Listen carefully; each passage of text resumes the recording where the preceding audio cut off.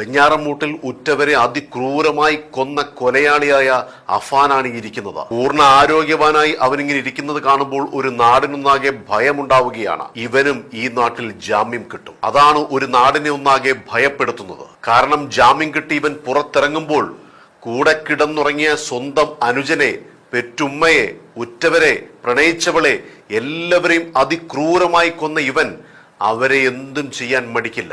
ഇവൻ ഇനി ജീവനോടെ പുറത്തിറങ്ങരുതേ എന്ന് പ്രാർത്ഥിക്കുകയാണ് പലരും. പക്ഷെ ഇവിടുത്തെ നിയമം അവന് ജാമ്യം കൊടുക്കും. സാധാരണക്കാരന് പോലും കിട്ടാത്ത സംരക്ഷണം ഇവിടുത്തെ നിയമം കൊടുക്കുന്നുണ്ട്. മാറ്റി എഴുതിയേ പറ്റൂ, സർക്കാർ ഇതിൽ ഇടപെട്ടേ പറ്റൂ. ഉറപ്പായിട്ടും ഇവന് വധശിക്ഷ വിധിക്കും.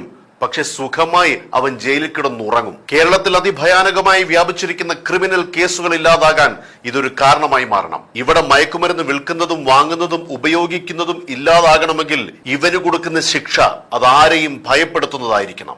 ഗവൺമെന്റിന് മാത്രമേ ഇതിൽ ഇടപെടാനാവുകയുള്ളൂ, മാറ്റങ്ങൾ വരുത്താനാവുകയുള്ളൂ. വെഞ്ഞാറമൂട്ടിൽ നടന്ന ഈ ദാരുണമായ സംഭവത്തെക്കുറിച്ച് ബഹുമാനപ്പെട്ട മുഖ്യമന്ത്രി ഒരു ഫേസ്ബുക്ക് പോസ്റ്റ് പോലും ഇട്ടിട്ടില്ലായിരുന്നു. ബഹുമാനപ്പെട്ട ആഭ്യന്തരത്തോട് മുഖ്യമന്ത്രിയോട് പറയുകയാണ്, ഇവിടുത്തെ നിയമത്തെ ആർക്കും ഭയമില്ലാതായിരിക്കുന്നു. TP വധക്കേസിൽ ശിക്ഷിക്കപ്പെട്ടവർ 1000 ദിവസത്തിലധികമാണ് പരോളിൽ പുറത്തിറങ്ങിയത്. അതുപോലെ അഫാൻ എന്ന കൊടും ക്രിമിനലായ ഇവന് പുറത്തിറങ്ങും. ഇവന് ജാമ്യം കിട്ടും, പരോളും കിട്ടും. ഇവൻ നാടിനാകെ ഭീഷണിയായി മാറും.